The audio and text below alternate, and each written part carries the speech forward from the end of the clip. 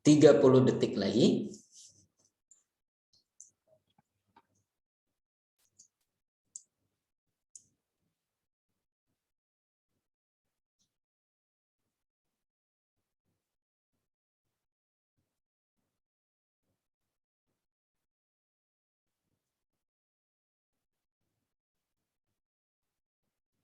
Lima detik lagi.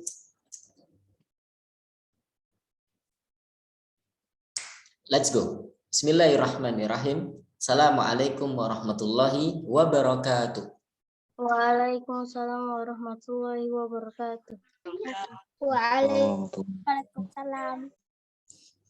Kaifa halukum? Kakak Salih dan Salihat, gimana kabarnya semuanya? Alhamdulillah, Nabi Khair, alhamdulillah. Alhamdulillah. Alhamdulillah. Sebelum kita mulai dengan berdoa, seperti biasa Ustadz minta untuk semuanya on cam, ya, semuanya nyalakan kameranya kecuali yang sedang berhalangan tidak bisa menyalakan kamera. Sudah ada Kak Hanif, Kak Raihan, Mumtaz, Kak Ghifari, Kak Fikri, Kak Fadlinya belum kelihatan.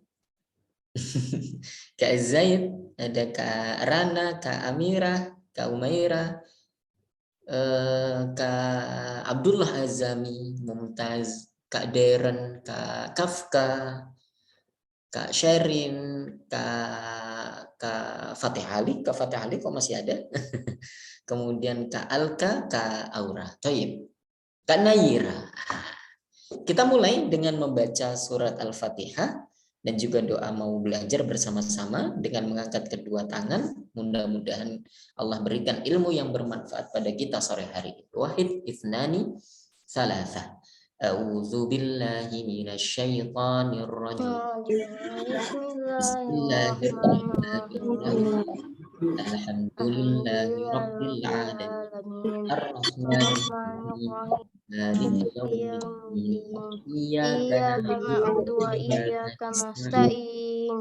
Ihdinas siratal mustaqim. Siratal ladzina an'amta 'alaihim ghairil maghdubi 'alaihim waladdallin.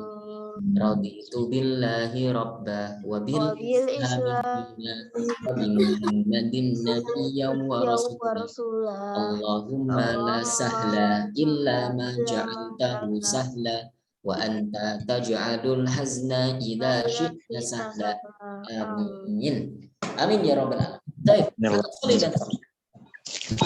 Alhamdulillah wassalatu wassalamu ala Rasulillah, amma ba'du. Segala puji bagi Allah dan salawat serta salam semoga selalu tercurah kepada Nabi kita Muhammad sallallahu alaihi wasallam. Semuanya baca salawat kepada Nabi.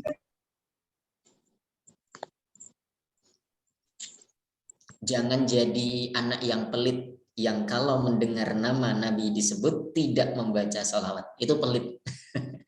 Jadi kalau kita selalu dengar nama Nabi, Nabi Muhammad, langsung baca sallallahu alaihi wasallam. Baik. Kakak Salih dan Salihat, kita langsung tancap gas. Kita masuk ke fikih taharah seperti pelajaran kita di pertemuan yang lalu. Kita sudah belajar apa pengertian taharah. Siapa yang mau jawab apa itu taharah? Siapa yang masih ingat?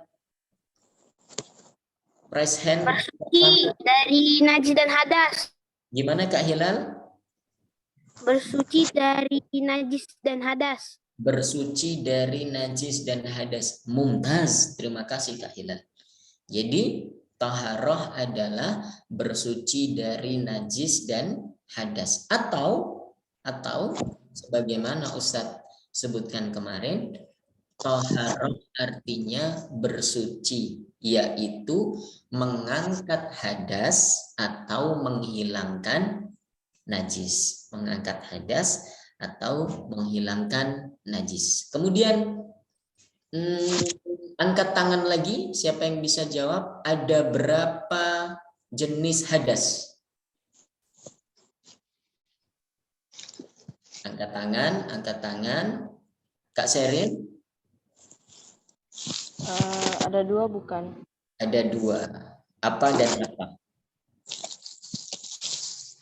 Najis sama... Hadas. Bukan najis. Oh ya, itunya lupa. Lupa. Betul, jawabannya betul. Hadas itu ada dua. Hadas apa dan hadas apa? Siapa yang masih ingat? Hadas besar dan hadas kecil.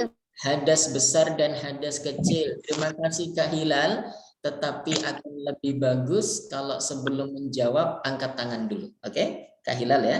Terima kasih. Oke. Mumtaz. Bagus. Jadi hadas itu ada dua. Hadas kecil dan hadas besar. Kalau najis ada berapa ya? Kak Amirah, silakan. Ada 3. Ada 3. Apa saja itu? Najis kecil, sedang, sama besar. Najis kecil, sedang, dan besar. Atau ringan, sedang, dan berat. Oke, Mumtaz. Terima kasih Kak Amirah. Lagi Kakak Salih dan Salihat. Apa persamaan antara najis dan hadas? Kak Raihan, silakan Kak Raihan.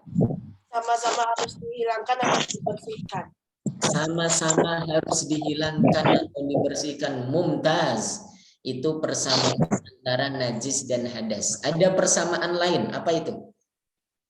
Sama-sama. Siapa yang mau jawab? Yang berkaitan dengan sholat. Najis dan hadas sama-sama. Kak Ilal? Sama-sama tidak mensahkan sholat kita. Mumtaz. Najis maupun hadas sama-sama menghalangi sahnya sholat. Sama-sama menghalangi sahnya sholat.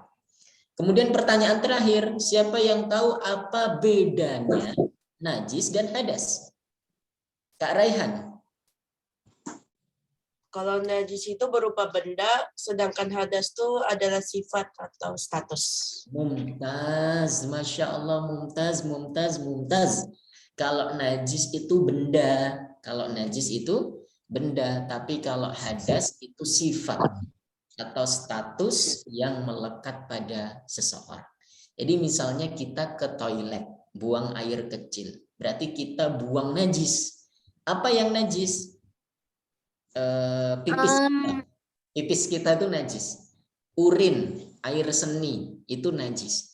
Tapi apakah kitanya najis? Enggak, kitanya berhadas.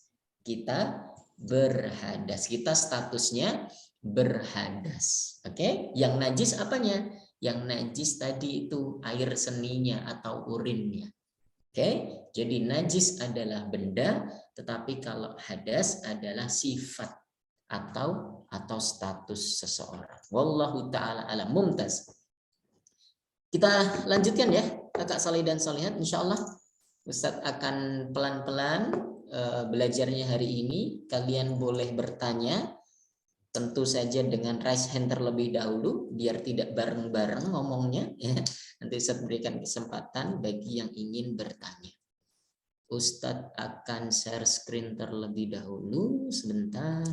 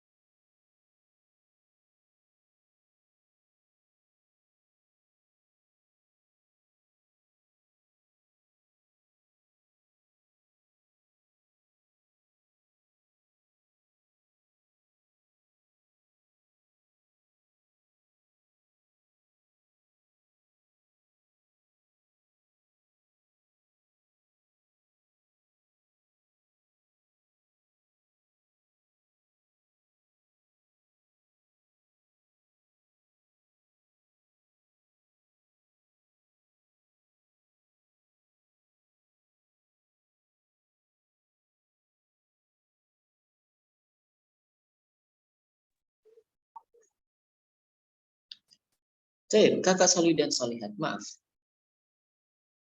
Ustaz terlempar dari Zoom. Suara Ustaz jelas ya? Jelas? Jelas Ustaz. Baik, alhamdulillah. Laptop Ustaz tiba-tiba restart, ya, jadi nggak apa-apa. Sambil nunggu laptopnya bisa lagi, Ustaz akan menerangkan lewat HP. Meskipun nggak bisa share screen kalau di HP. Oke, bismillahirrahmanirrahim. Kakak solih dan solihat. Kemarin kita belajar tentang fikih taharoh dasar. Apa itu taharoh? Taharoh adalah bersuci dari najis dan hadas. Jadi najis dan hadas ini adalah dua hal yang berbeda meskipun ada kesamaannya. Jadi najis itu ya najis, hadas itu ya hadas. Tadi kita sudah singgung apa persamaan antara najis dan hadas. Ada dua persamaan, yaitu najis dan hadas sama-sama menghalangi sahnya salatnya seseorang, ya, menghalangi sahnya salat. Jadi orang enggak sah salatnya kalau kena najis. Termasuk juga orang tidak sah salatnya kalau dia masih berhadas. Oke? Yes. Itu persamaannya. Persamaan yang kedua adalah najis dan hadas sama-sama wajib untuk dihilangkan atau dibersihkan. Oke, jadi supaya diri kita suci dari najis maupun dari hadas. Jadi kalau kita kena najis, maka najisnya wajib disingkirkan supaya kita jadi suci. Baju kita suci, tempat kita suci. Kemudian kalau kitanya berhadas, ya, itu juga harus dihilangkan sifat atau status hadasnya, ya. Itu persamaan antara najis dan hadas. Kalau perbedaannya gampang banget. Najis itu adalah benda, bisa dilihat, namanya juga benda, berarti bisa dilihat, bisa dipegang, bisa dirasain, bisa dicium baunya, dirasain rasanya gitu ya. Itu namanya najis. Meskipun kita nggak pernah, ini ada najis kotoran, kita pegang-pegang, nggak pernah juga. Atau kita cium-cium baunya, ngapain gitu ya, kurang kerjaan banget. Tapi maksudnya itu, najis adalah benda. Karena ia benda, berarti bisa dilihat, dicium baunya, dan juga dirasakan rasanya gitu. Kalau hadas itu adalah status seseorang. Jadi dia sedang berhadas kecil maupun berhadas besar misalnya. Nah, apa itu hadas kecil? Apa itu hadas besar? Insya Allah akan kita pelajari hari ini. Insya Allah akan kita pelajari hari ini. Terlebih khusus apa itu hadas kecil, ya? Apa itu hadas kecil? Baik, kakak solih dan solihat, sabar sambil Ustaz siapkan PowerPoint-nya. Perhatikan dulu. Jadi hadas kecil adalah termasuk pembagian hadas. Jadi hadas itu ada dua, hadas kecil dan hadas besar. Hadas kecil itu cara mensucikannya yaitu dengan berwudu. Kalau hadas besar itu cara mensucikannya adalah dengan mandi. Adalah dengan mandi besar atau mandi janabah atau mandi wajib. Istilahnya banyak. Oke, jadi hadas kecil dihilangkan dengan berwudu. Kalau hadas besar dihilangkan dengan apa tadi? Kalau hadas besar dihilangkan dengan Mandi. dengan mandi. Dengan mandi. Hari ini sampai 5:30 nanti, insya Allah kita akan belajar tentang hadas kecil. Kita khususkan pertemuan hari ini untuk belajar apa itu hadas kecil. Baik.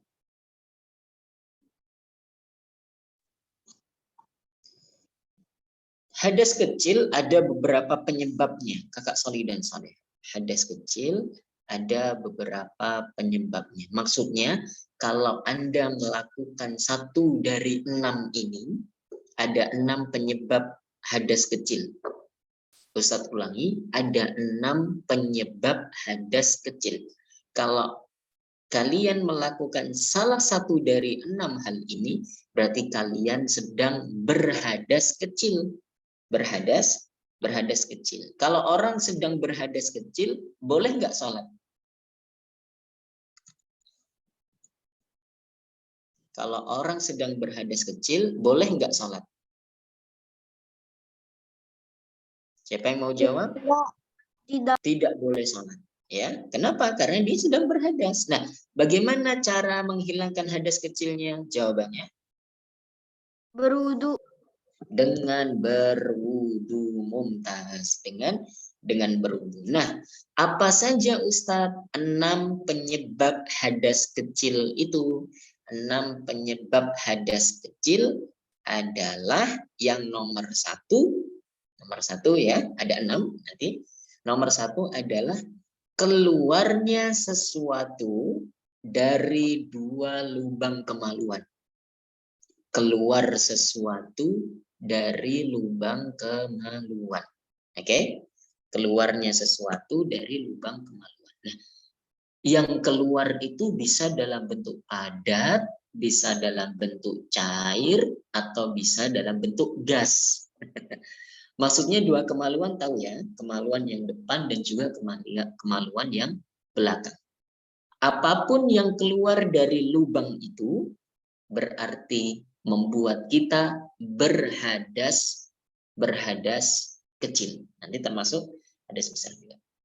Misalnya keluar dalam bentuk padat. Dalam bentuk padat apa?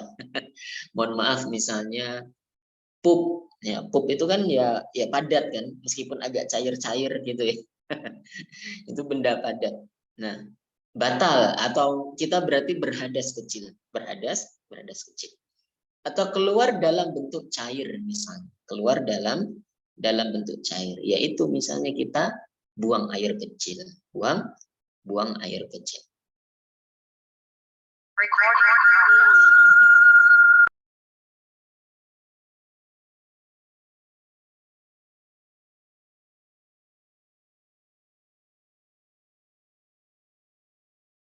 Bisa masuk.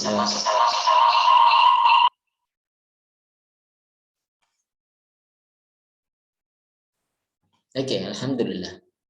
Nah, suara Ustadz jelas?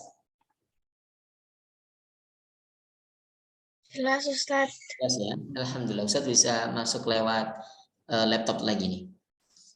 Itu adalah penyebab hadas kecil yang pertama, yaitu keluarnya sesuatu dari 2 lubang kemaluan manusia, baik dalam bentuk padat, bentuknya cair, maupun dalam bentuk gas. Nah, yang paling berbahaya adalah yang dalam bentuk gas itu ya.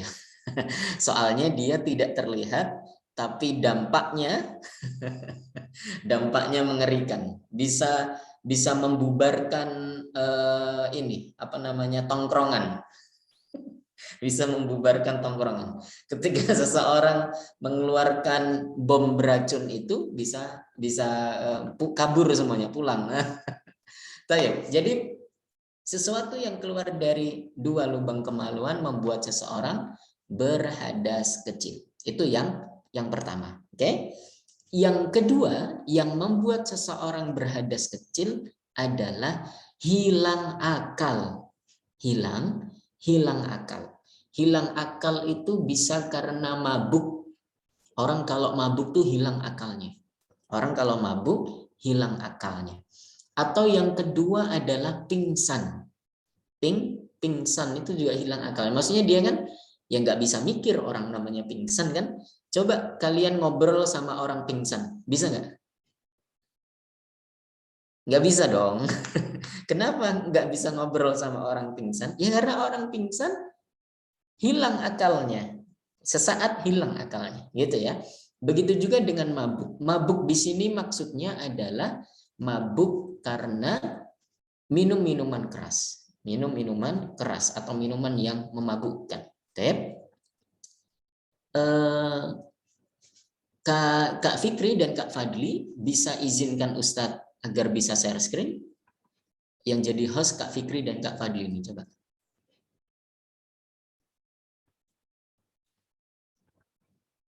Biar Ustadz bisa share screen-nya. Ya, Mumtaz. Terima kasih Kak Fikri.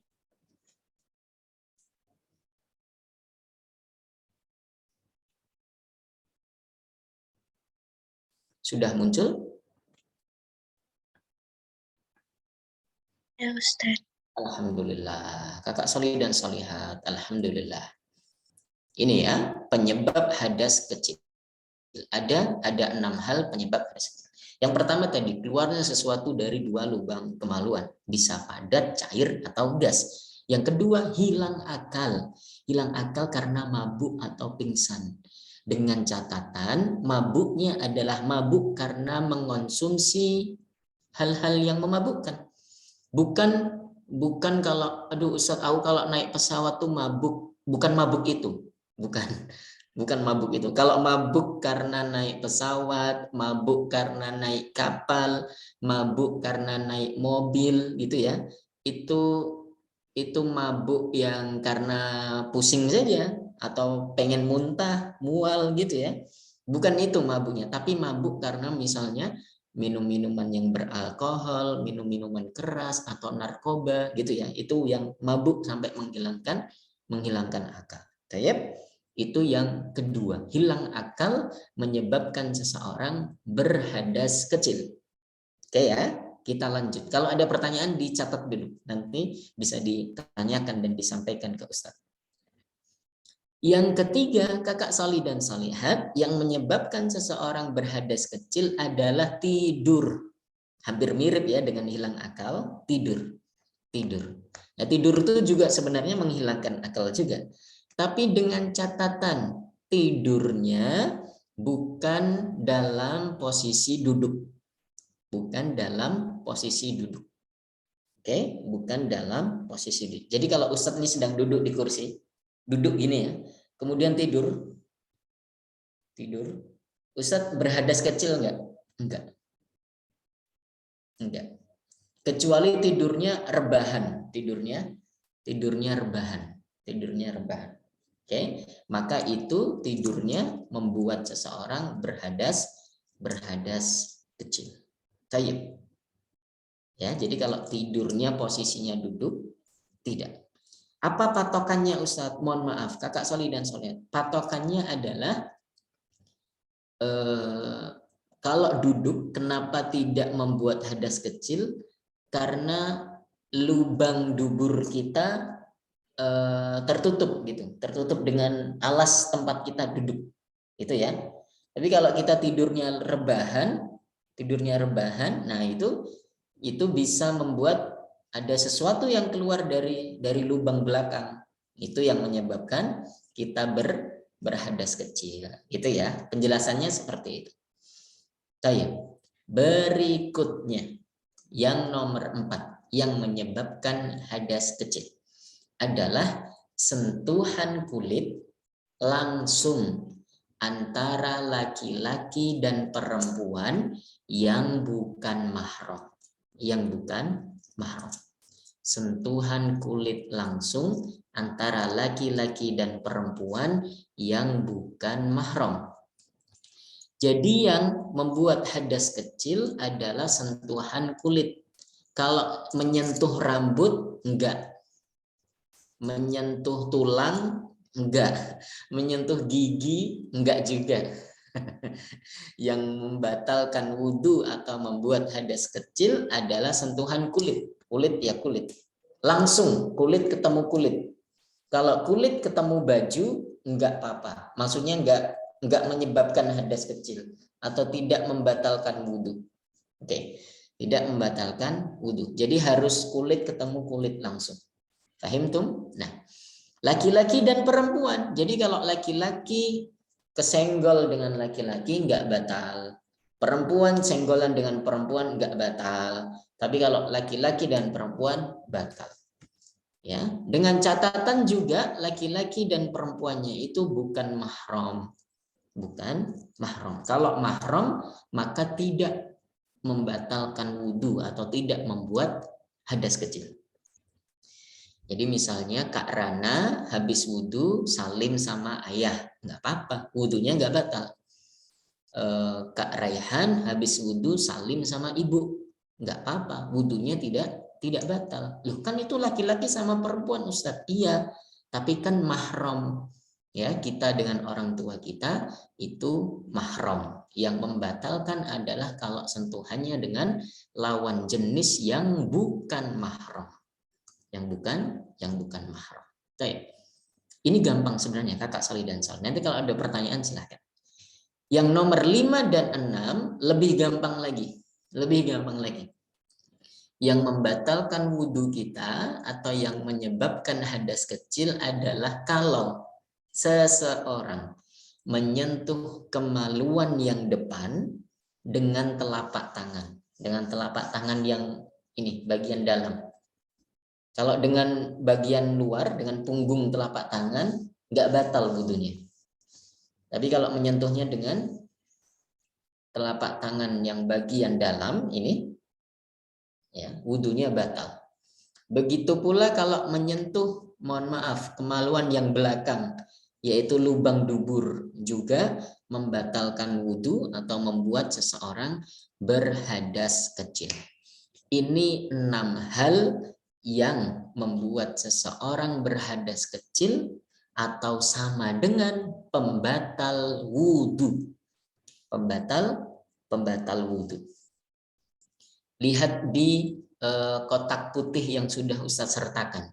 Jadi penyebab hadas kecil itu sama dengan pembatal wudhu. Pembatal wudhu. Jadi pembatal wudhu itu ya ada 6 ini, 6 hal ini. Ya, sekaligus artinya kalau wudhu kita batal, berarti kita sedang berhadas kecil. Fahim tuh? Fahimna. Ada yang bingung? Ada yang bingung? Bingung nggak? Susah nggak? Atau gampang? Kak Nayira, Ustaz tanya Kak Nayira. Susah atau gampang Kak Nayira? Gampang. Gampang, Tayyib, Mumtaz. Kak Hilal gimana, susah atau gampang? Gampang Ustaz. Tapi saya ingin bertanya Ustaz. Boleh Kak Hilal, silakan. Di situ kan tertulis sentuhan kulit langsung antara laki-laki dan perempuan yang bukan mahram. Yes. Kalau suami istri, aturan tersebut masih berlaku tidak Ustaz? Pertanyaan yang keren, yang bagus sekali dari Kak Hilal. Bagaimana Ustadz kalau suami dan istri? Kalau suami dan istri gitu ya, batal atau tidak? Maka menurut mazhab Asy-Syafi'i, sentuhan kulit langsung antara suami dan istri membatalkan wudhu. Membatalkan wudhu. Gitu ya, Kak Hilal ya. Membatalkan wudhu. Kenapa Ustaz? Karena bukan mahram. Karena bukan mahram. Karena mahram. Maaf, karena bukan mahram. Kok Ustaz jadi bingung sih? Jadi alasannya begini. Kenapa sentuhan suami dan istri itu membatalkan wudhu? Karena tadi ya, yang menyebabkan batal wudhu itu bukan mahram. Bukan mahram artinya yang haram dinikahi. Suami dan istri itu kan menikah, berarti boleh nikah kan? Nah, berarti mereka sentuhannya membatalkan wudhu. Membatalkan wudhu. Tayyib. Gitu ya Kak Hilal, ini dalam mazhab Asy-Syafi'i. Suami dan istri adalah bukan mahram. Bukan mahram artinya tidak boleh dinikahi. Padahal suami dan istri itu saling menikah kan gitu. Berarti sentuhannya adalah membatalkan wudhu dalam mazhab Asy-Syafi'i. Mumtaz. Ada lagi pertanyaan Kak Rana, silahkan. Ya, Jadi Ustadz waktu itu aku di sekolah mau sholat. Aku udah wudhu, temen aku yang laki-laki juga wudhu. Waktu itu aku lagi jalan, temen laki-laki aku tiba-tiba di depan. Terus aku mau minggir, temen laki-laki aku ternyata juga mau minggir. Akhirnya kayak lengan kita nggak sengaja bersentuhan Ustadz. Itu membatalkan wudhu atau enggak ya Ustadz? Mumtaz, pertanyaan yang bagus. Ini biasanya memang sering terjadi di sekolahan, di sekolahan ya.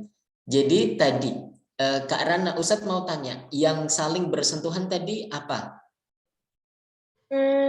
Lengan yang tertutup sih Ustadz. Lengan yang tertutup, ya lengan yang tertutup. Berarti kan karena kita pakai baju, pakai jilbab. Teman kita juga pakai seragam, kan gitu kan? Berarti saling bersentuhan. Berarti itu bukan sentuhan kulit ketemu kulit, tapi sentuhan kain bertemu kain. Apakah batal wudhunya? Tidak. Oke. Kenapa? Karena antara kain dan kain. Begitu pula kalau kita pegang gini misalnya. Batal wudhunya enggak? Enggak. Kenapa? Karena kulit dengan kain.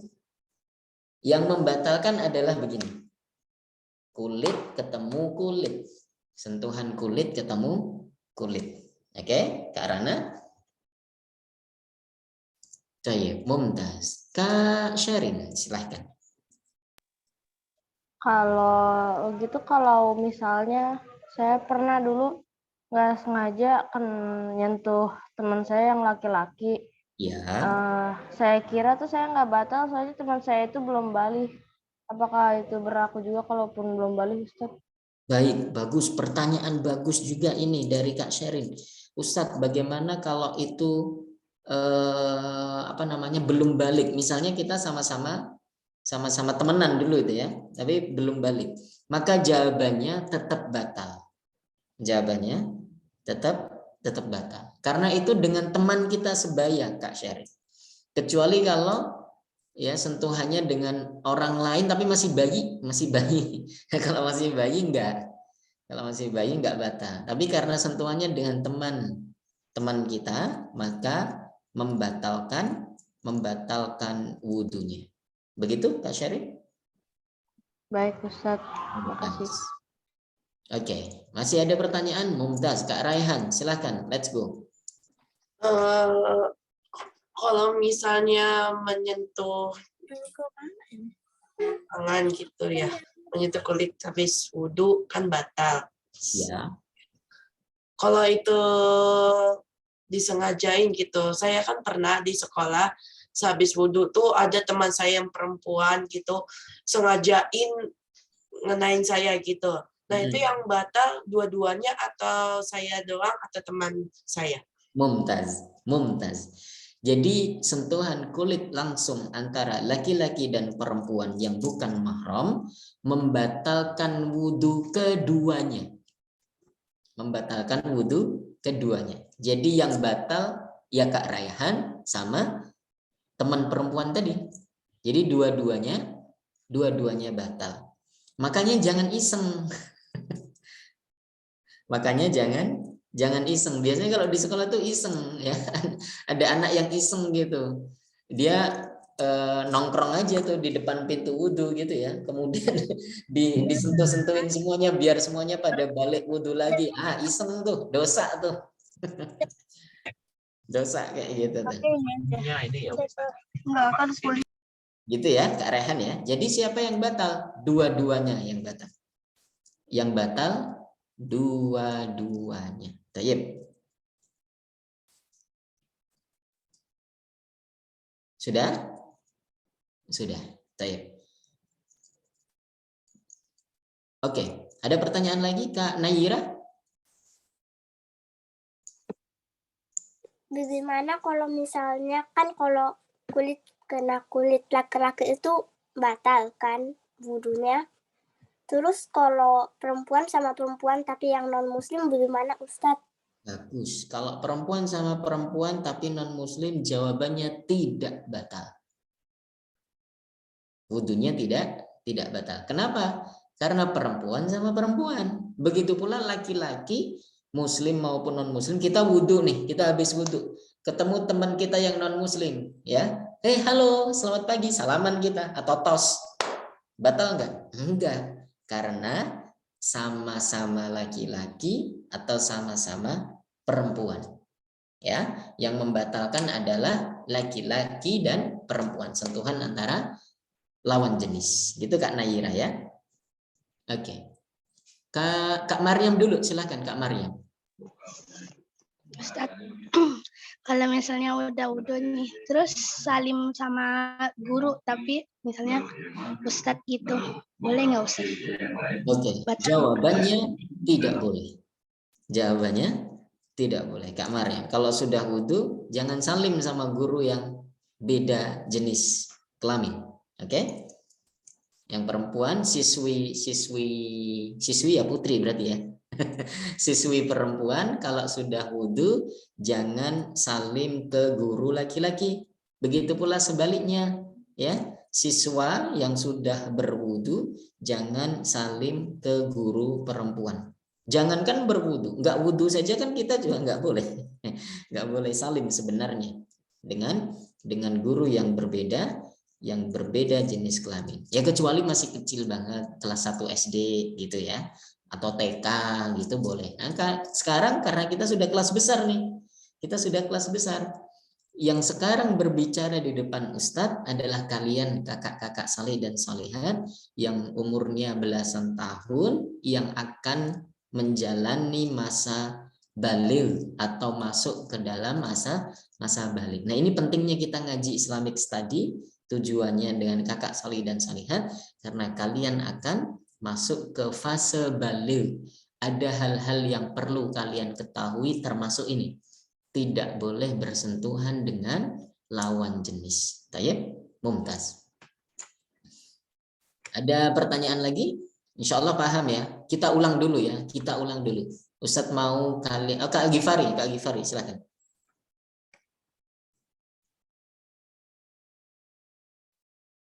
Kak Muhammad Gifari. Belum ada suaranya?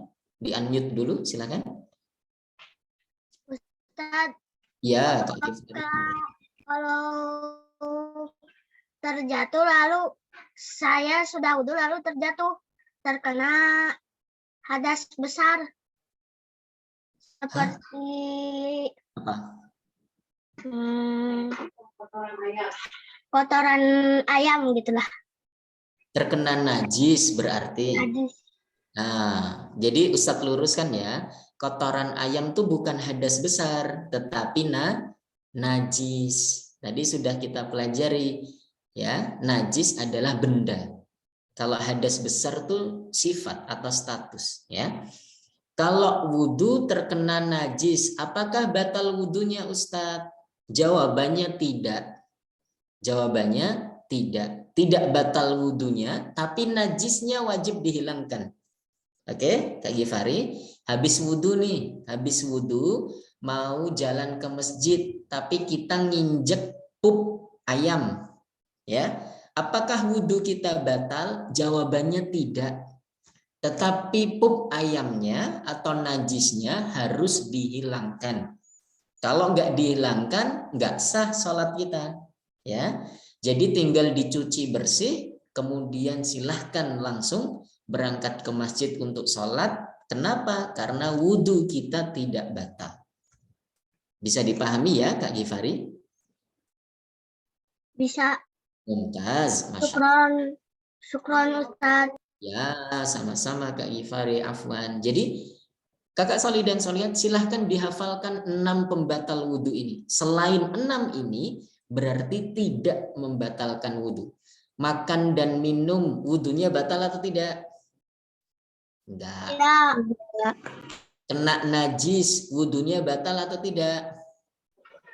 Tidak. Batal.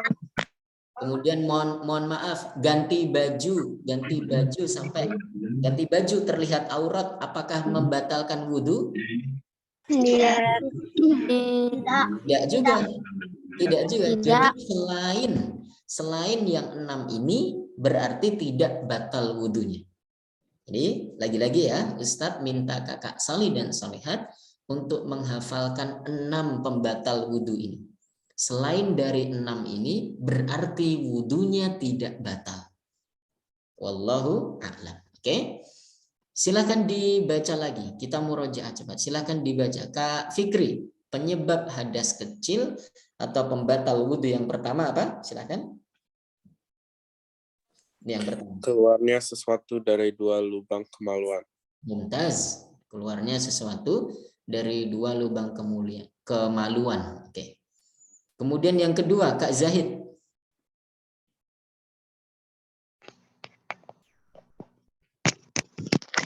Akal, mabuk, atau pingsan. Mumtaz. Terima kasih Kak Zahid. Kak Khairina Zahra Mutmainnah yang ketiga. Tidur kecuali posisi duduk. Mumtaz, tidur kecuali posisi duduk. Bagi yang laki-laki biasanya kalau Jumatan tuh tidur tuh ngantuk-ngantuk tuh, ya kan? Batal enggak wudhunya? Enggak, karena posisinya sambil duduk. Kecuali tidurannya tengkurap atau terlentang, nah batal wudhunya. Masa Jumatan tidur sih Ustadz? Ya. Silahkan yang ke-6 dibaca Kak Faridatu Zakiyah. Kak Farizatu Zakiyah.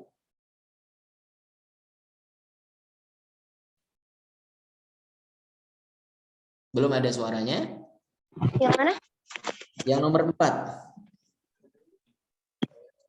Sentuhan kulit langsung antara laki-laki dan perempuan yang bukan mahram. Mumtaz. Silahkan nomor 5 dibaca Kak Kafka.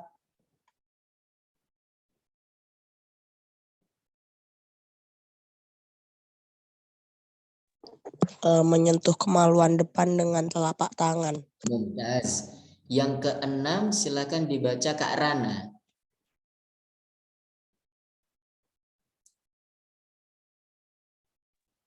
Oke, menyentuh kemaluan belakang dengan telapak tangan. Mumtaz. Ini adalah 6 pembatal wudhu. Kakak Salih dan Salihat. Silahkan dihafalkan.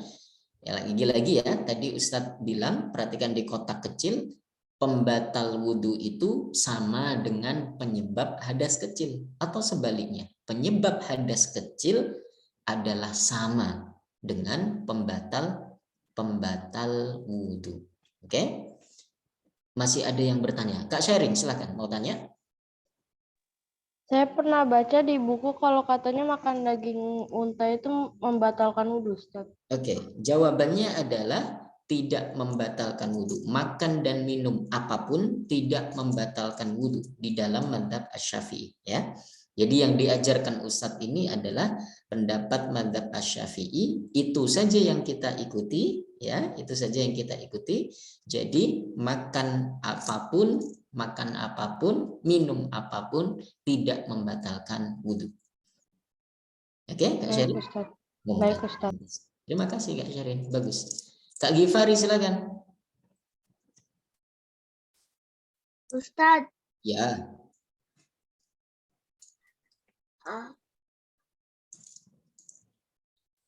Apa?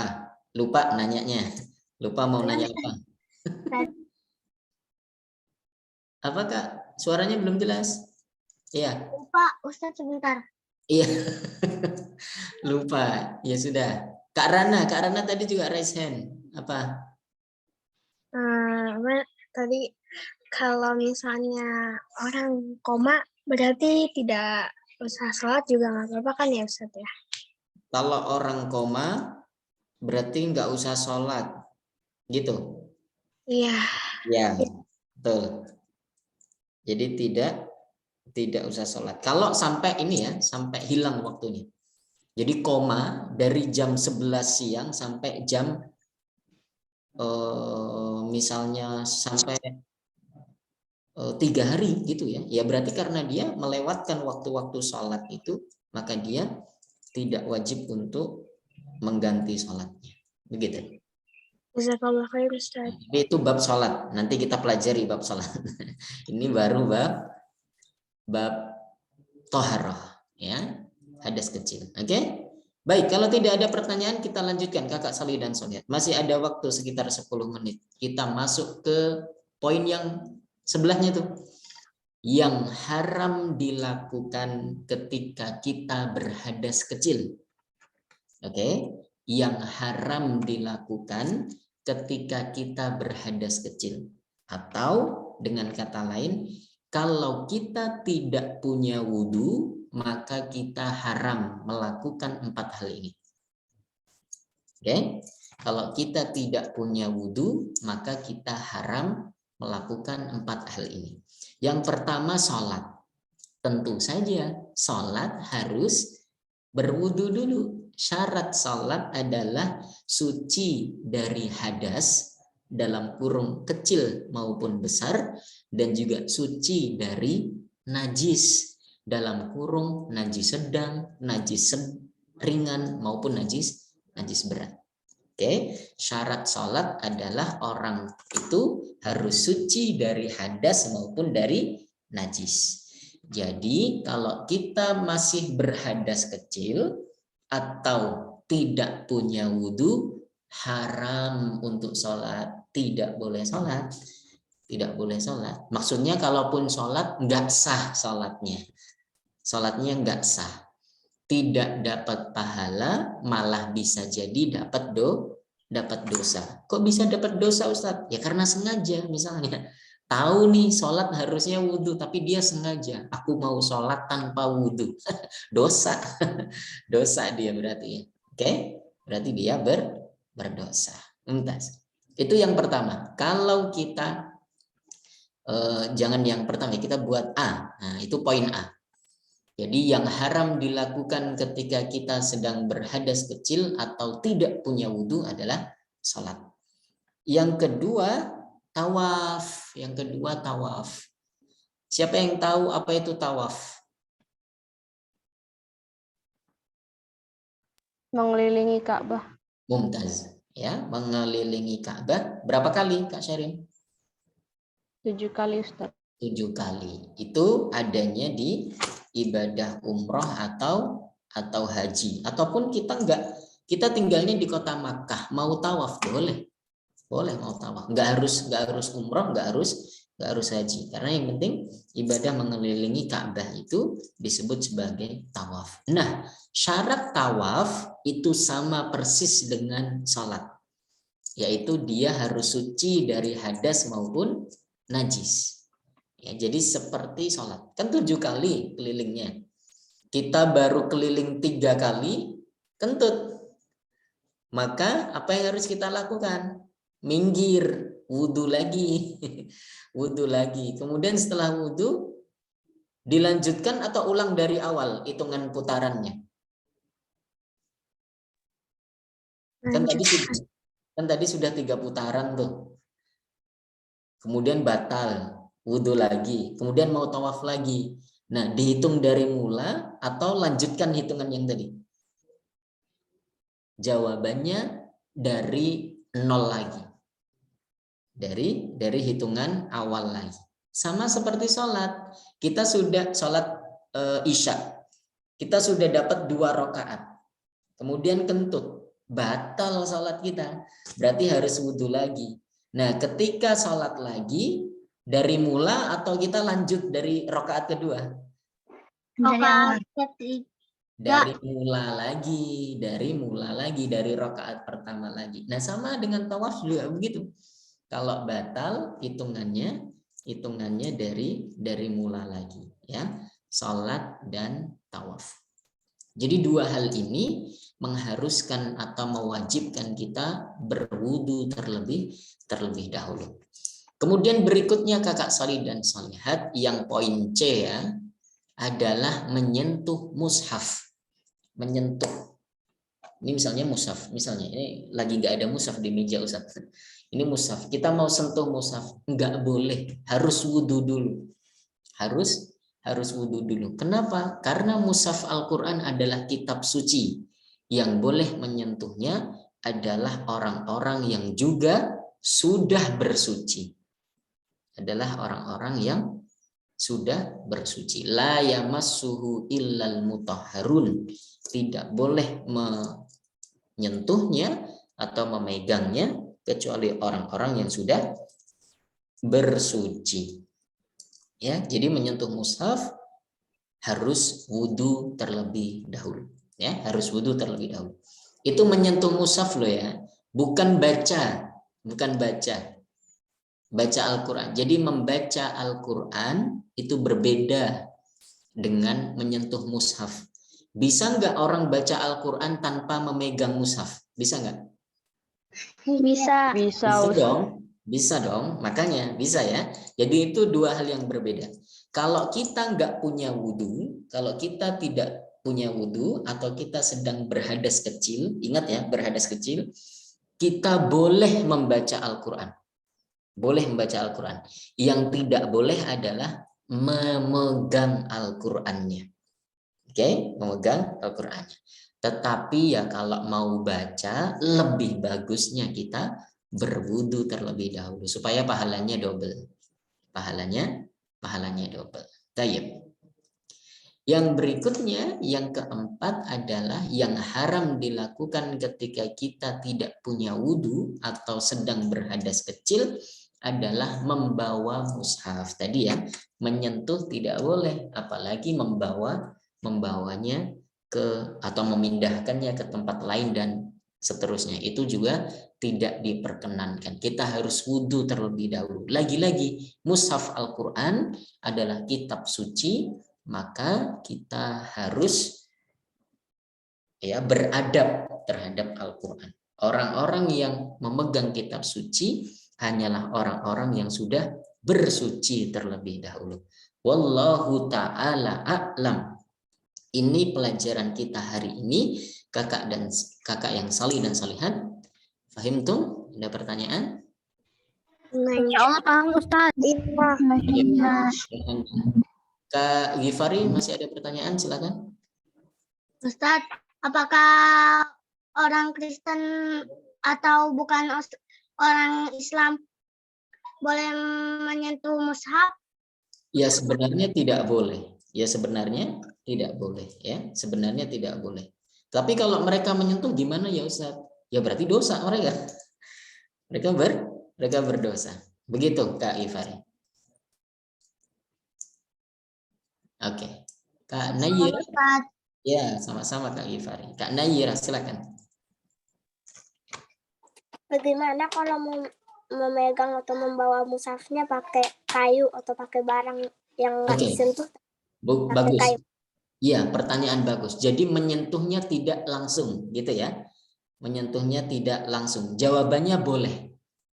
Jadi kita pakai sarung tangan, pakai kaos tangan, atau pakai kain, ya, pakai kain. Jadi tidak langsung menyentuh mushaf, boleh. Yang dilarang tadi kalau kita dengan tangan kosong kita ini menyentuhnya, padahal kita belum berwudu. Itu ya, Kak Nayira.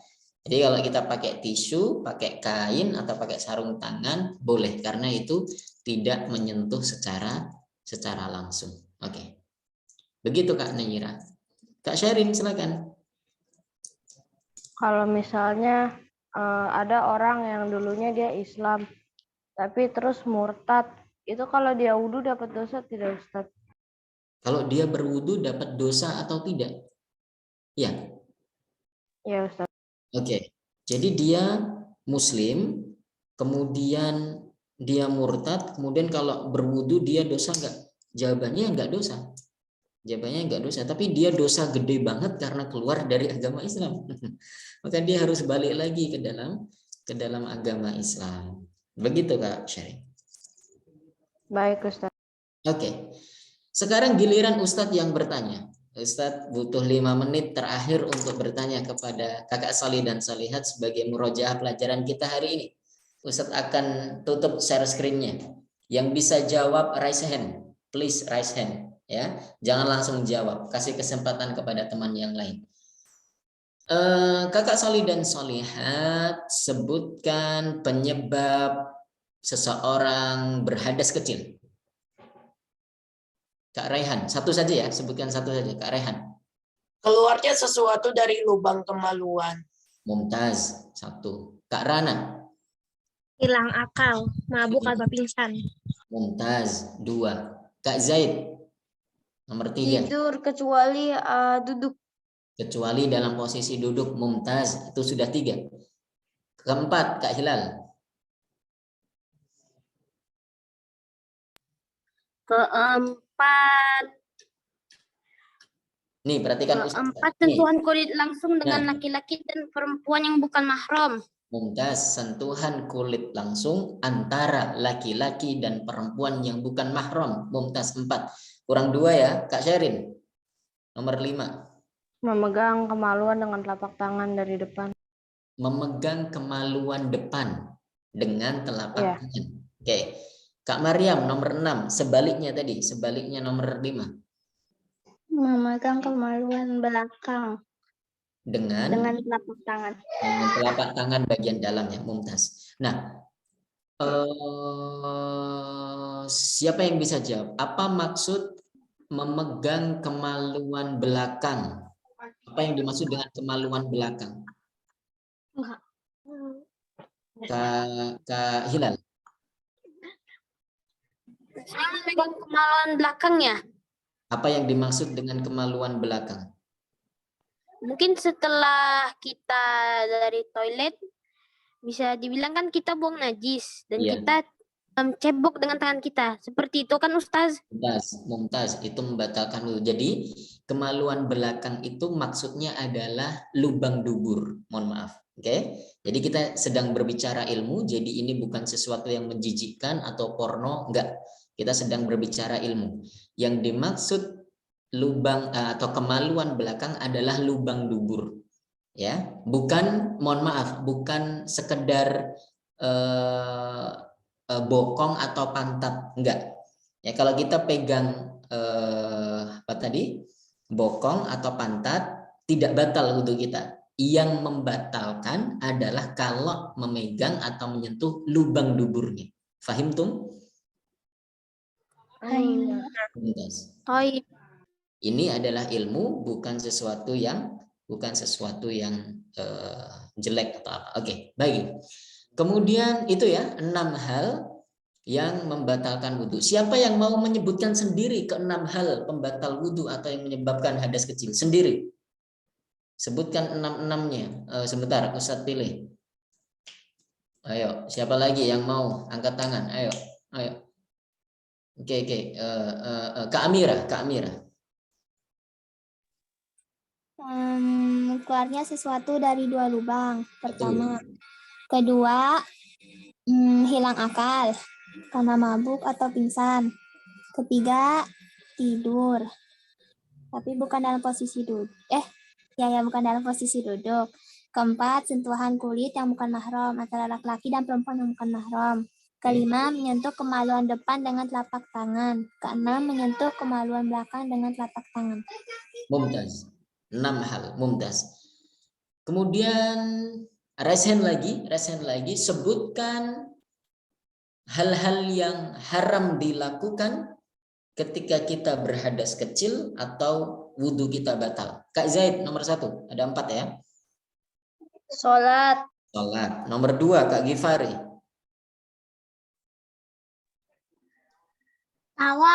Tawaf. Nomor 3, Kak Zahid. Menyentuh mushaf. Jadi menyentuh mushaf harus wudhu dulu. Yang keempat, Kak Nayira. Membawa mushaf. Mumtaz. Alhamdulillah. Itu adalah hadas kecil. Hadas kecil.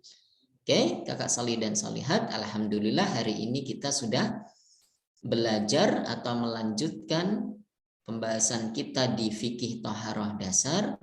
Ustadz akan share screen sekali lagi, ini terakhir banget kalian supaya dapat mind mappingnya. Perhatikan ke depan fikih thaharah dasar ya. Kita tahu thaharah itu ada 2, yaitu thaharah dari hadas dan thaharah dari najis. Ya, hadas dibagi menjadi 2, hadas kecil dan juga hadas besar.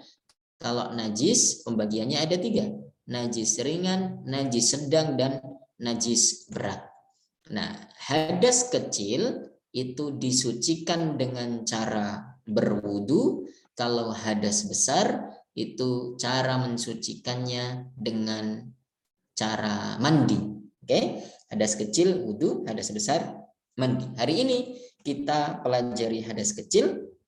Ada 6 penyebab hadas kecil atau ada 6 pembatal wudu. Ya, penyebab hadas kecil sama dengan pembatal wudu. Ada 6. Selain 6 hal ini berarti tidak membatalkan wudu.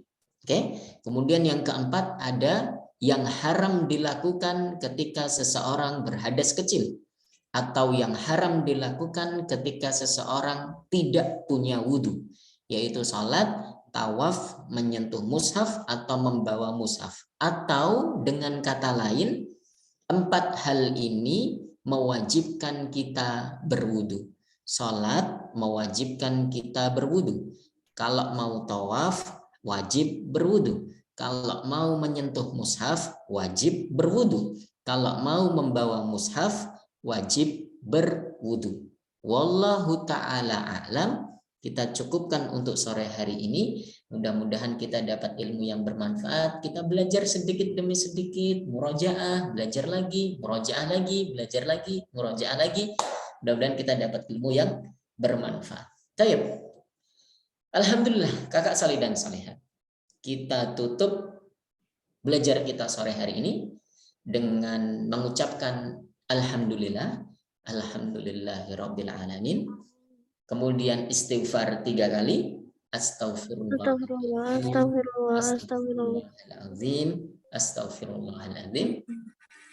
Kita tutup dengan membaca doa kafaratul majelis bareng-bareng.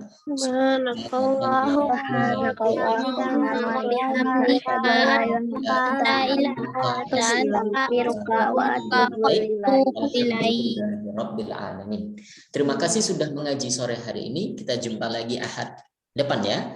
Jangan lupa murojaah, Ustadz akan buka kelas pekan depan dengan tanya jawab ringan dulu untuk memurojaah pelajaran yang sudah kita pelajari. Jazakumullahu khairan. Terima kasih. Sampai jumpa pekan depan. Assalamualaikum warahmatullahi wabarakatuh. Dadah.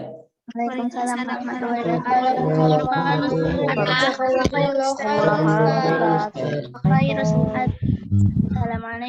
Waalaikumsalam warahmatullahi wabarakatuh.